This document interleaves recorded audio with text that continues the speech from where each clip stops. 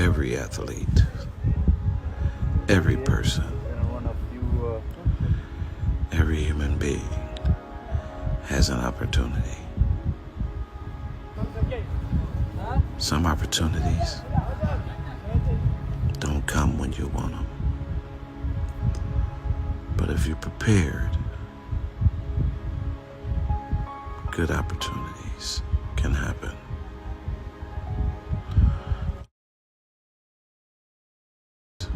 Be ready, because you never know when your number is gonna get called. I'm not coming back. Emmy Apparel, encourage me, I'm young.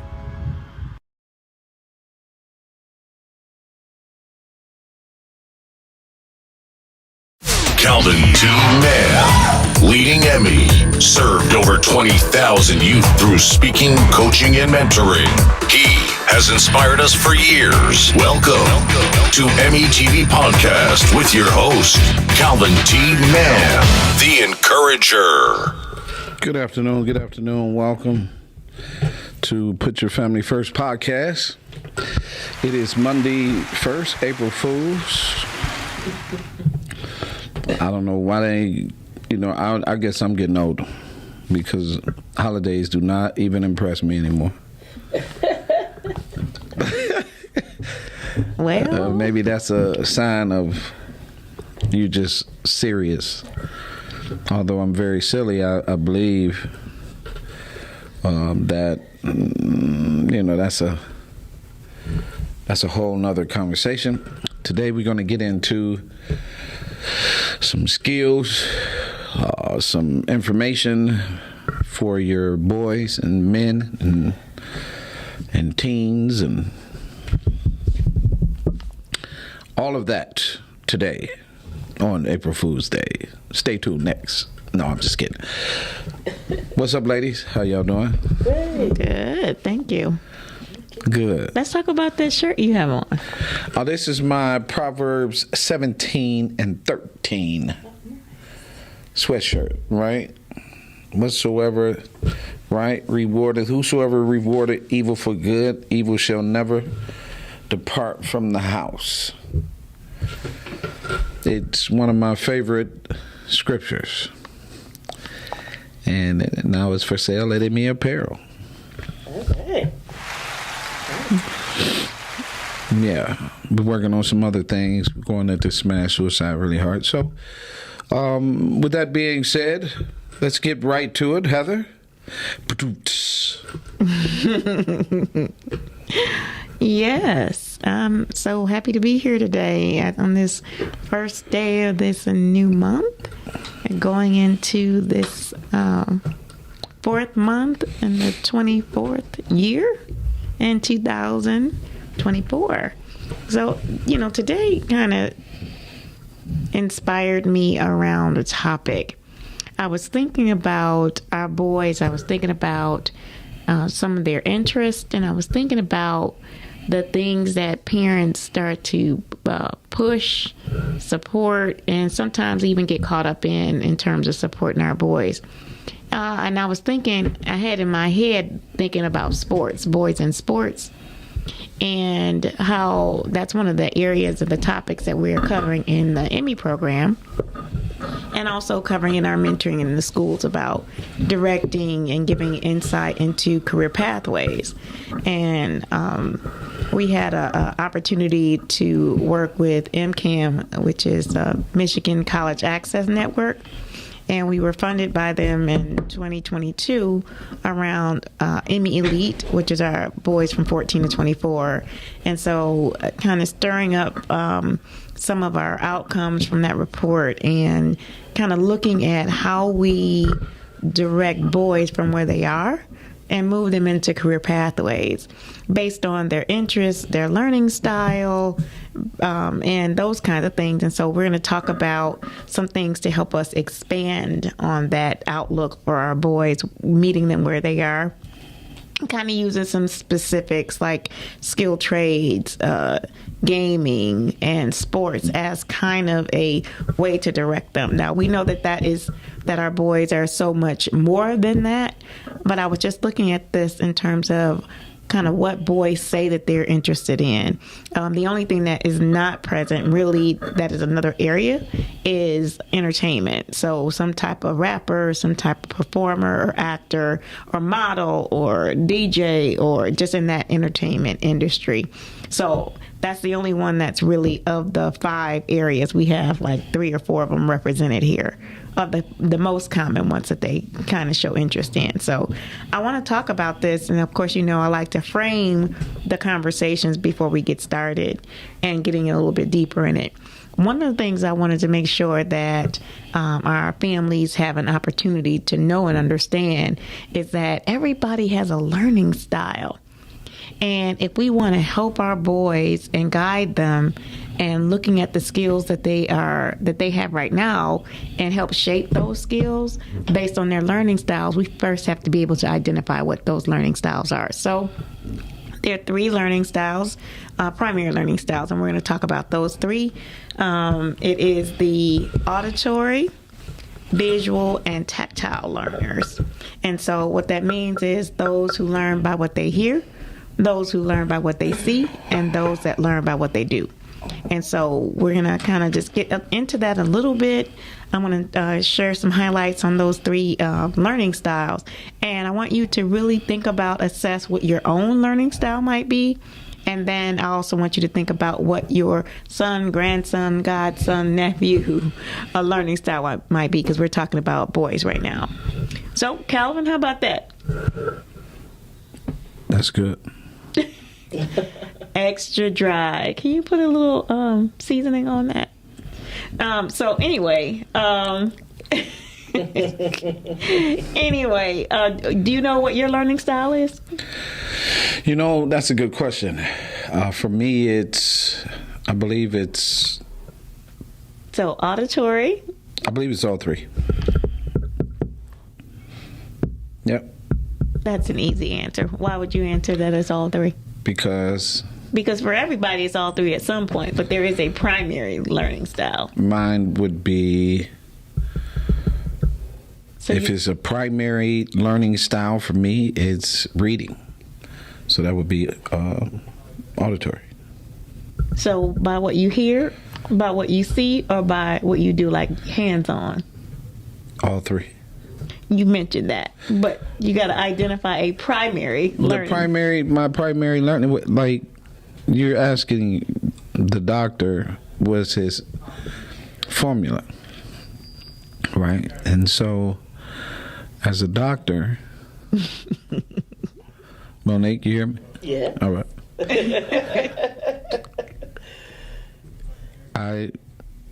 It's weird. The reason why I cling to all 3, because if I hear it, it's a good chance that I can consume it. If I write it, I'm pretty sure it's a good chance that I can consume it. But reading is my way, so visual, if that helps. Tactile, whatever you want to call it. Tactile. Right. But reading is my way. I prefer to read to learn more than anything. Okay. We're gonna go with your visual as how you learn. So does it help if you see somebody else do something? You're able to model what they do? That's very rare for me. When you ask that question, me copying what you do, it would take a considerable amount of effort. Learning by watching or seeing somebody else do something? Yeah. It takes me because of the way I look at it. So you have this whole process that you go through. I'm going to chop it up and adapt it to me. So you did this, your whole process. Mm-hmm. And my process is, I could have did this, did that, boom, boom, boom. So I get that you modify it. You modify things. You take it and you make it your own, right? Yeah. Okay, but there's still, because we have to help other people get there too, who are saying the same thing you're saying. Right. Yep, it's all three. Well, for all of us, it's all three, depending on the circumstance that we're learning. Watching someone do something, I'm easily distracted. So it's not always something that I'm like watching somebody do something consistently. Probably about the third time, I'm not even paying attention. Right? Because that's the distraction. I'm distracted. Okay, so think back to when you were younger. When I was younger. I like this example that you gave so often about your brother shoveling snow and you getting your own shovel and going to shovel snow. Yeah. Not that you were an expert at shoveling snow, but you watched your brothers. You watched how they did it. You modeled how they did it. They put me to work. Okay. I was the one doing all this. I told you that. That's why I left them. I was doing all the shoveling. Okay. Yeah. Oh, you don't know what you're doing? You don't know how many times I heard that from my older brothers. Man, you don't know what you're doing. What is that? You're supposed to shovel it this way. And they just telling me how to shovel it. So eventually, I became the pit bull. So that means you saw how they were doing it, you listened to their instructions, and then you modified it. Right. So that's a tactile learner. Okay. You learn by doing. Yeah, but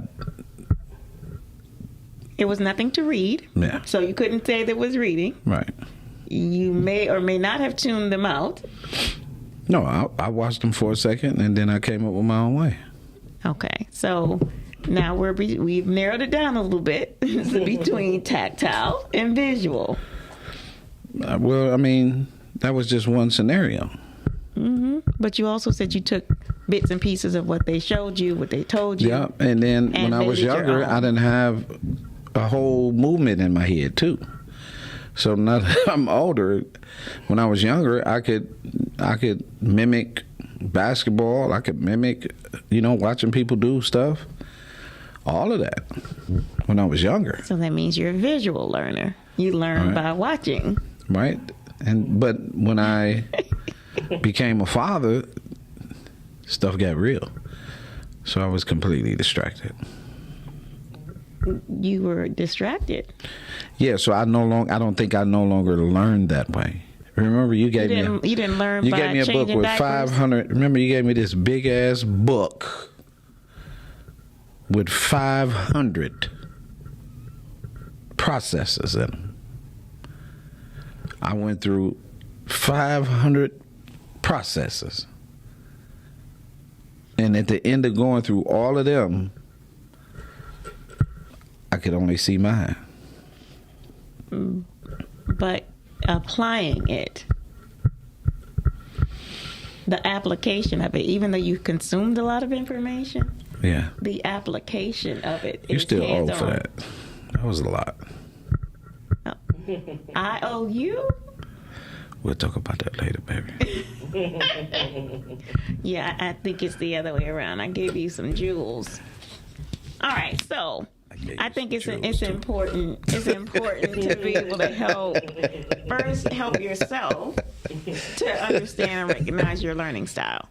And then second, to be able to help your son, grandson, godson, nephew, be able to learn his learning style. So by paying attention and to giving them instruction, so you can test somebody on this too. You can give them instruction, you can tell them, you could show them, and then you can have them do it on their own and see which one they seem to gravitate toward more. What they see, what they hear, or actually doing it themselves. So it's a really great opportunity to spend time with your son, grandson, godson, nephew. It's a great opportunity to do that and learn about them, because once you understand that this is their learning style, then you can really maximize that style. So if you notice, and I have this with my son too, when I am talking to him about giving him instruction, he only gets part of it. If he sees what I'm doing, he only gets part of it. But when he actually does it or repeats or models it by doing it, he seems to have a lot more proficiency in it. So he seems to get better and better faster when he's actually doing it hands-on. So I recognize that this is his style. So I'm very conscious about when I'm showing him something. I might give instructions at the first time because I want him to get it multiple times. So I'll talk through it, I'll show him, and then I'll tell him to do it. And then do it in front of me or do it with me, so I'll be able to make sure that he knows how to do it. And so he seems to pick up better. So I understand now that he's a tactile learner, not just visual, not just auditory. And of course, we can be all three. But the objective is to find out what the primary learning style is. And then you can move into situational learning styles. So, when you're under pressure, you may not have time to just watch. You may have to have instruction and to move through something really quickly. And if you're kind of panicky, then maybe that's not the best way for you to do it. Maybe, showing somebody what to do. Do this, giving them instruction that way. So that might be helpful. So again, this is a tool that we can use to help understand one another better, but also guide our boys from today into career pathways. So we're going to get a little bit deeper in that. Calvin, so as you all know, Calvin is I want to call him a retired coach, but Calvin has been a lifelong coach, and so he has a little bit more insight, but I do want him to share some of the insights that for families and parents who are raising athletic sons, who are into sports, engaging in sports, that is some pros and cons in this area. So, and there are also some pros and cons in being a sports mom and dad or sports supporter for an athlete, because sometimes the parents can overextend and sometimes not have the best example of what it looks like to be a supporter of our young people. Because we've seen it. We've seen parents get upset with the coaches or with the referees or the other teammates or the opposite team.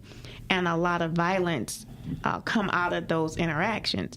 Whether it's verbal violence, whether it's physical violence, that is a bit extreme, right? That's sharing with us as parents that there may be some additional skill sets that we need to learn, because we're asking, what we're showing our children is, especially our sons, is that this is the way to handle our how we support one another. We support one another this way, and that's not the model that we want to set for them. That's not.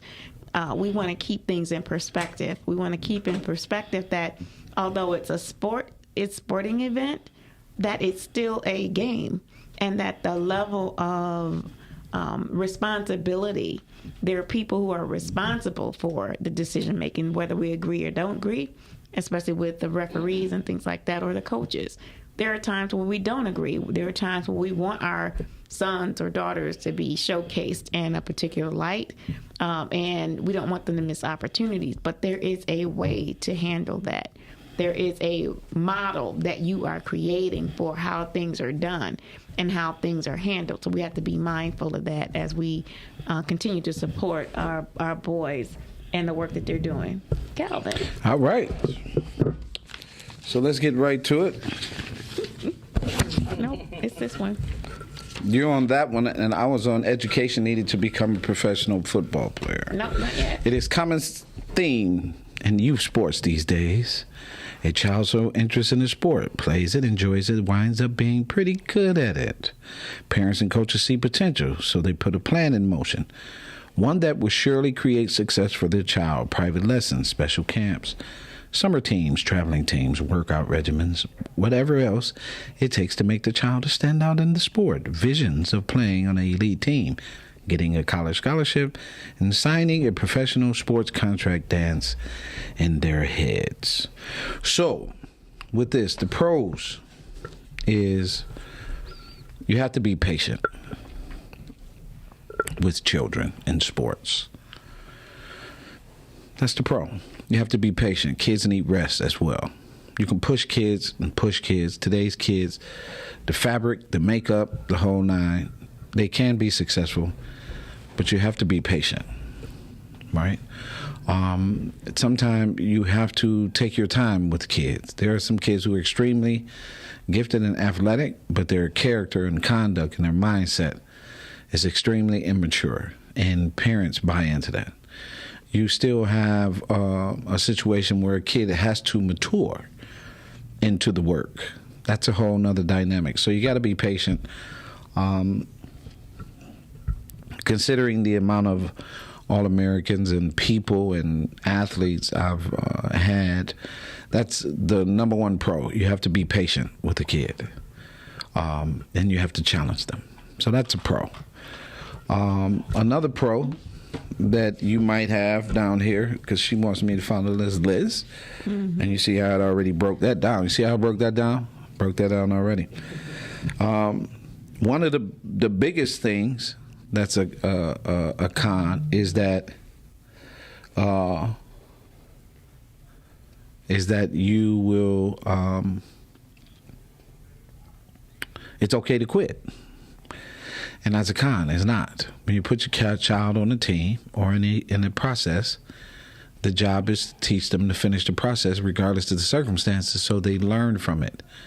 When you remove a child from any of those things, unless it's abusive, right, the child has to stick it out, right? And you as a parent have to be patient and stick it out as well. Because as soon as you pull that kid off that team, you have just instituted a way out. Kids find themselves quitting, and that's what'll happen. They'll quit every time it gets tough, and they'll come to you, and they'll quit, and you'll move them, and you'll move them, and then you'll finally get tired of them. But at that point, the opportunity that they had and the character that they've developed from that can really be damaging in life. So that's another con for you to pay attention to. It's not okay for your kid to quit the sport. And by that you mean quit in the middle of a season, in the middle of a game, all of that, programming, everything. So right? You want them to finish a complete program cycle. You have to finish a complete program cycle. When the season is over with, then you do something about it. Okay. Right? Because I think that's important. Because you may have a person, a boy, that, well, I don't like how the coach is not playing me, and you have some of those conversations. But even so, it's also about building sportsmanship, sense of teamwork, that, winning and losing go hand in hand. That losing is really not a loss. Losing is a learning opportunity. So you want to shape the character, right? You want to shape the character. The other con to this thing is you want to shape the character. It's important that you shape your child's character. And so when your child decides that and you allow this is one of my biggest cons, right? Parents. This one here is a huge con, right? When you decide that the kid gets to make the decision when it should be an adult decision. Well, I'm not going to let my kid, we're going to see what he wants to do. What do you want to do? Well, 85% of the kids are going to say, I don't want to do it. As soon as you give them a choice. There are some kids who naturally jump up out the bed and they'll take all the choices that you throw at them. Right? You want to go play soccer? Yep. You want to go play basketball? Yep. That's another pro for you parents as well. So while I'm going through this list, there's another pro. Play more than one sport. Playing more than one sport redefines the muscle, the scheme, the structure. It builds more muscle, and the body is able to adapt to the rigors of sport. One sport specialist tend to not know how to handle injuries, not know how to get back up from an injury, When you play multiple sports, you have a different mindset. You are interactive with more than one people. Playing more than one sport challenges you physically, mentally, and emotionally and spiritually. Playing more than one sport can turn you into a magnificent person, well-rounded, as does sports do in itself. But playing more than one sport sharpens your leadership. So I'm big on playing more than one sport. Although you might have a main sport, you're more than one sport. Like, it don't make sense if you are getting ready to get drafted that you continuously play more than one sport. I think that's a different process. I also think you should play out your seasons. I don't think you should not play.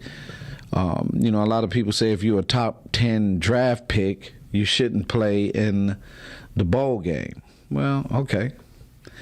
That's up to you, but I've seen champions in bowl games and what those games do for you. Win, lose, or draw. What's another one? People talk about injuries, causes and overuse of injuries.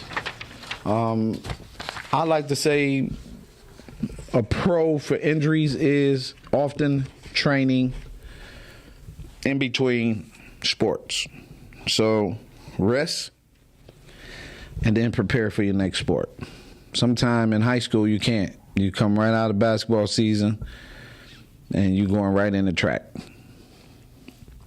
That's just the way it is. All right, today you come out of the high school season, you go right into AAU. Kids are not resting enough. You got to rest, and you got to be patient. You can't go to every tournament. It's another con. I really suggest that you allow kids to really rest.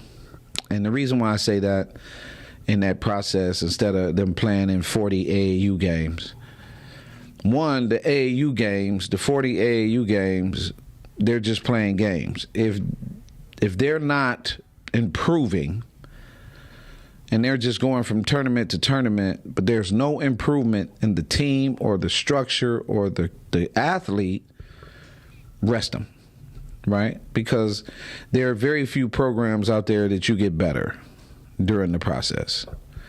There are a lot of kids play a lot of basketball games, but their character is just bad. So sometimes rest in between is very important. I'm going to say with these sports, don't do all the tournaments.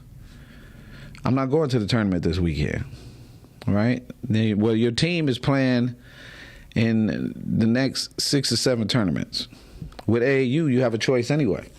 For me, I'm not playing in a tournament this week, right? I'm a rest. I'm going to do some development. Whatever I'm working on, you still need to be working and prioritizing the skill. AAU, like I said, can in sports, period, can take up all your time. 9 7-on-7. In the most injured sport in America, we're doing 7-on-7s. We're still putting the kid out there relentlessly throughout the year. So the kid goes from track right to a 7-on-7, right into a break. So these kids need rest. And if my pro to every parent, be patient, get some rest, and play more than one sport. Thank you. I do want you to also speak to even the overzealous parent who is the number one fan, number one cheerleader, and what the ideas of grand contracts at age 7 and 8 and 9 and 10. My son is going to be a pro, so the more sports and engagement he has, or the more I play him, the more chances he has to go to the pros. Is that likely? No, and again, because of overzealous parents, cheating has occurred. Parents fighting officials, no respect for other parents. Because of overzealous parents, the field is lit up in some areas where the whole field just reeks of marijuana. People standing on the sideline watching kids play, smoking and doing their thing. You come into AAU tournament and the parents are in the audience. They about to go to war.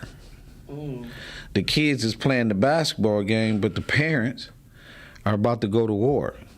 Like, your son ain't, and it isn't like, and this behavior is very, very emotional around because the opportunity that they think is had for money. And the race to professional sports, I was laughing because there's a kid that came down. Peep this. This kid was the man in Division III. University of Michigan brought that kid to, he could shoot the blood out of it. So they brought him to the University of Michigan basketball, right? Mm-hmm. So he's on the basketball team, right? He shoots them into the Final Four, right? They get in the Final Four, Final Two, whatever the case may be. And now he's a sharpshooter at the Miami Heat. Now, how many kids who put all that time in, he walked systemically by, drafted and everything? This kid went from Division III, Michigan team, just to shoot, run up and down, play hard, and drafted. Literally drafted into the NBA. And now is one of the sharpshooters for Miami Heat with a big contract. All them kids that was doing all them 1,000 AAU games, he walked right by them. Was that because of his talent? It was because of development, patience, and rest. There was no pressure on him that the pressure that these overzealous parents put on these kids. Because these kids are, you apply this pressure, this kid becomes a pro, he's responsible for, right? And so yeah. So talk about that. Talk about some of the challenges and realities of being a professional athlete, because I think as we're looking at athletes, we were talking about that in our investment class, the financial literacy class, where our investment advisor was sharing how many professional athletes have filed bankruptcy because of the lack of knowledge in how they manage money, and also the lack of how the families and the friends, how they're carrying them financially, and how fast those resources can be depleted. So let's say 70% of those kids come from single environments, right? Mm-hmm. So let's just go there. But let's go to the symptoms where you see, now more than ever, you see more fathers involved. When you watch the NFL draft, the fathers there. They're a lot more patient. They're, right? There's not the pops is right there. You're seeing more fatherhood involvement in sports and in the athlete. What you're missing is the parents that push the other parent away just so that they can have access to the kid and kid can say they love them. And with that process, the kid recognizes, there are several athletes that recognize that their own mothers had a completely different agenda and their fathers had a completely different agenda. And so it ostracized their family, right? It made their family divided, right? Right, because that's what me having all or me controlling the environment allows that to play out. Meanwhile, the kid is damaged because maybe the kid didn't get to have access to his father, but all the stuff that's been said about the father kind of pushes the father in the corner and vice versa. The mother's not involved, so all the stuff that's really been said about the mother, right? So these are some of the symptoms that a lot of kids deal with as well. Even in AAU, there's a tragic story. When we were involved, a young man left and had got tired of the other parent and killed the other parent. Got tired of the games and literally told the son to go to the grandmother and killed the other parent and then turned it on himself. And so when you look at these dynamics, right, parenting is still a huge position in sports, and colleges are starting to recruit and offer scholarships to the family. Yeah, they get the boy, but it's because of the family carries themselves a certain way. So you have 1,000 kids playing basketball and football. Sure, I want to give Heather the scholarship, but Heather's relationship with the mom is Heather, cuss the mom out, walk away from the dad. Their position, the dad, is just all out of whack. And so as a college scout, you're looking for character that you can build on, right? And so a lot of parents don't get that and don't realize those things follow you to the point that, nobody really wants. You can miss an opportunity, right? Yeah. There are a lot of opportunities being taken away. Just recently had one that I learned about just the other day. Whole opportunity gone because the young man had a different perspective and talked outside of his opportunity, and the opportunity was taken away, and the parents didn't know how to respond. So part of the advice and guidance that we want to make sure that parents have the tools for is to recognize that you believe in your son, you believe in his potential, you believe that he has a grand future in whatever activity he's involved in. Her too. And you should be, of course. Yep. Of course, we're specifically talking about boys today, okay. Right? Yep. So how you guide them along the journey, one is to make sure that they have the development, because the development that they have right now is who they're going to become. So if they're not disciplined, if they're not respectful, it's not going to change because there's it's a light switch that turns on. It's something that has to be inputted in them so that they grow into that character that Calvin is talking about, that they grow into the opportunities that are put on their path, and they take advantage of that. But as a family, as a unit, it's something that you have to do together because they can't do that alone. And, the same thing for parenting. Kids need both parents. They need both parents. And we need to be on one accord, meaning that the best interest of that child is always put at the forefront. That the best interest of that family is always put at the forefront. And then you act accordingly as a unit.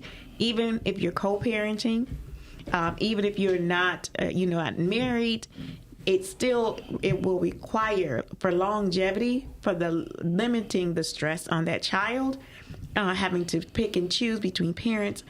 None of that is healthy behavior for the child or the parents. So we have to make sure that the choices that we're making is really about the development and cultivation of our children. And so I want to talk about a couple of the other opportunities. So if your son is interested in video gaming, this may be an opportunity, and I have about 14 different career pathways that come out of video gaming. I want to share a couple of them with you so that if they have an interest or affinity around video game, here are some career pathways that you can help guide them to. And you always feel free to look these up, but make sure that some of their interests, how you help to cultivate that to become a career pathway. So it's a way that they can earn a living, that they can manage their own selves, and that they can take care of a family. So I'm just going to share a couple of these, and some of these have the salary attached to them. So the first 7 are pretty basic, and they are all wages between $11.83 and $18.21, and then we're going to go above that. So this is a retail sales associate, this is a game tester, technical support specialist, artist, and animator. So all of those career pathways are between $11.83 an hour and $18.21. So this next group of career pathways or career opportunities range from $21.08 an hour up to $63,000 a year. So there's a position called an audio engineer, which is one of the opportunities that we have our engineer. So that one starts at $21.08 an hour. It talks about the skill sets that you need. So some computer skills, some understanding of the audio control systems, those things. Then there's a writer. And that's $23.74 an hour. There's a producer that kicks off at $49,000 a year. There's a sales rep that's $59,000 a year. There's a marketing manager at $61,000 a year. There's a video game designer at $62,000 a year, and then there's a market research analyst that starts at $63,000 a year. And some of the higher wage ways to get into or move from the interest in playing video games to careers in video gaming is a programmer, which is $72,000 a year, and a developer is $92,000 a year. So if your young person, your child, your son is really, really connected to playing the video games, start help guiding them, especially if you're learning you understand their learning style. And you can match that to one of these career pathways. Put them in a direction so that they can add to who they are and start building and have a sense of what I can do, the sense of potential career pathways. And that's what we're trying to just introduce them to. That it's not just about playing the video game, but it is what you can do behind the scenes to help create that next level so that you can find a way to take care of yourself and your family. So, Calvin, what's the next career pathway you have? I got 21 skilled trade jobs in demand. One is custodian. Starts at $11.88 per hour. 2 is refuse collector. Starts at $13.95 per hour. Now, mind you, in about 5 years, a couple of these jobs won't even exist. 3, legal assistant. It's $15.67 per hour. Primary duty, legal assistant works alongside attorneys to file different case documents, assist in trial proceedings, and act as an assistant to the attorney. I need one of them. Let me get a legal assistant. Excuse me. Bus driver. National average salary is $16 per hour, but in Michigan they're offering $25 an hour to be a bus driver. Okay. Or higher. 5, welder. National average salary $17.89 per hour. Welders are being paid more than that as well. Brick mason. National average salary $20.26 per hour. Primary duties. Brick masons work closely with bricks to repair or build various building structures. They will lay each brick out and bind them together to build a strong structure. Brick masons are given blueprints and building plans to determine how to lie each brick. Okay, you got to move along a little bit faster than Do I? Yeah. You don't Number have time to 7, read all the construction equipment operator, $20.38 per hour. Tractor trailer driver, $20.70 per hour. Crane operator, $20.86 per hour. It's higher for all 3 of those. Carpenter, $21.46 per hour. In some cases, they pay more. So on the page that you're looking at, where are the higher paid salaries? Right here, home inspector makes $51,064 per year. The last highest was $25.93 per hour is an electrician. Those are the highest. So one of the things that's important is knowing your child, knowing some of the things that they're good at, interested in, that you can help guide around these career pathways. So this last one, these are, I'm just going to pull a couple of them out. These are careers in sports. So if you have a young person that's really, really interested in sports, again, guide a career pathway, because we know that there's only a small percentage of people who are actually in sports that become professional athletes, but it doesn't mean that you can't be in that industry. So here are a couple of them. An athletic director pay starts at around $60,000 a year. An athletic coach starts at about $35,000 a year. A contract negotiator starts at $85,000 a year. A facilities operations manager starts at $65,000 a year. A general manager starts at $57,000 a year. Materials engineer starts at $98,000 a year. And it has that they actually develop and research sports apparel to make sure that they function better within the sports. A physical therapist starts at $82,000 a year. A referee starts at $51,000 a year. So these are just some spaces. Now there are quite a few of them. 29 careers in sports. There, how many in skilled trades? 21 in skilled trades. There are another 14 in gaming. So if these are possible career pathways that you're interested in, we can actually send you that list if you reach out to us. You can email us at emiyinc@gmail.com. If you email us, then we can just attach to the response email any of the career pathways that you're interested in or these lists that we have. It's important that we guide our children into a next career path, because there's so many of our young people who can't even see themselves becoming an adult. And so we have to really help them to start seeing themselves as an adult. We talk family to them. The more that we contribute that insight to them, the more visually they can anticipate becoming a good man, a good husband, a good father. It helps them to think about being a family-oriented person, but we have to feed these ideas into them. And we have to show them healthy examples. Also, so that they find their way.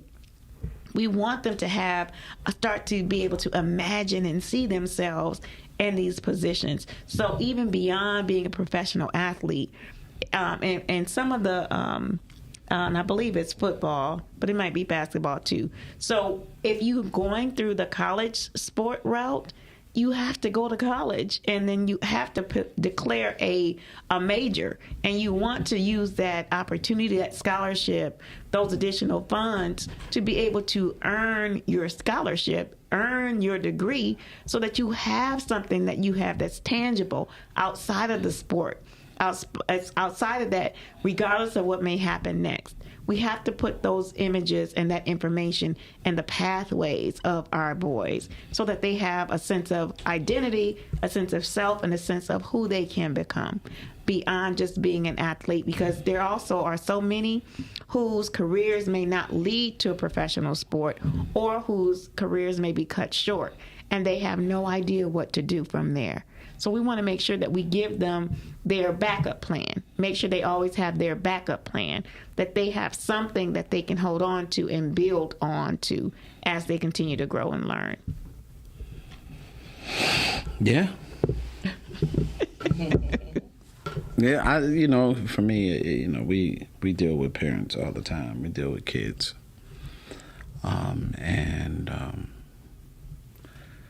It's an amazing thing, right? And when you see the opportunity, for young people, sometimes we kind of get in the way of that opportunity. Some kids, this is what they got. And I say that from a position that they got character, they can be smart, but they want this opportunity because it's been fed to them so much. So in between, this is why we do the work that we do by, making sure that you actually have a plan. Like, we use the sport, we don't let the sport use us.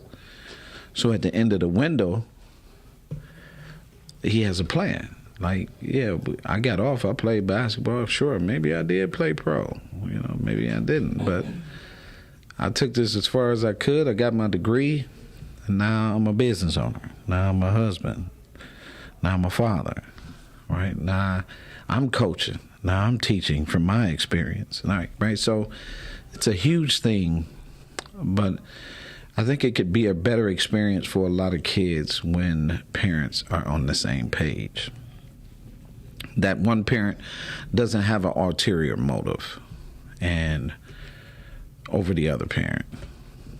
You know, I'm just sitting here thinking about, you know, the Cam Sutton situation and knowing what he's gone through, and then for him to strike out and get physical with the wife, right? We got to teach them how to deal with these things, because these are the things that you're going to be faced with just because you got money. Or talent. And or yeah, the talent, potential, and the money, they all come to go hand in hand, but you got to know how to handle yourself. And I think a lot of times our athletes are pressed in so hard into sports that having the mindset to learn how to deal with a woman, all right, or deal with a man, and learning what that's like, and actually, because relationships is work, and people think, I love you, Tommy. I love you too, Barbara. And then that's it. Well, I got some news for you. It's more than I love you. Right? It's some real work. And a lot of times we just have this mindset with the work or the situation. If I'm not happy, right? Well, you got to work. Well, if I'm not happy, that's something you got to deal with. Like, these are the things that kids are dealing with because of the way we as parents go at things. I'm not doing that. And so it's important about how we face today in order to prepare our children for this next level. And so it starts today. It's not something that you wait until they're a grown up to do or to try to shape them at that time. These are the seeds, and this is the season for planting. When their minds are open and their hearts are open, we have to nurture and protect that and put good seed in their good soil so that the fruit that they bear would be the fruit of family, the fruit of responsibility, the fruit of community, the fruit of good character, the fruit of teamwork. Those are the things that we want it to blossom. Those are the things that we want to seed in their lives. So when we talk about our mission as Encouraging Me I'm Young, our mission is the restoration of family through seeding in the lives of boys in prevention and intervention activities. That means what we do now will have an impact on who they become tomorrow. All right. So tell them where they can reach you, because you're on the clock. Yeah. You can reach me at yourinspiredjourney.com. That's yourinspiredjourney.com. You can reach me by phone at 313-729-7855. Awesome. You can reach me at calvintman.com. I make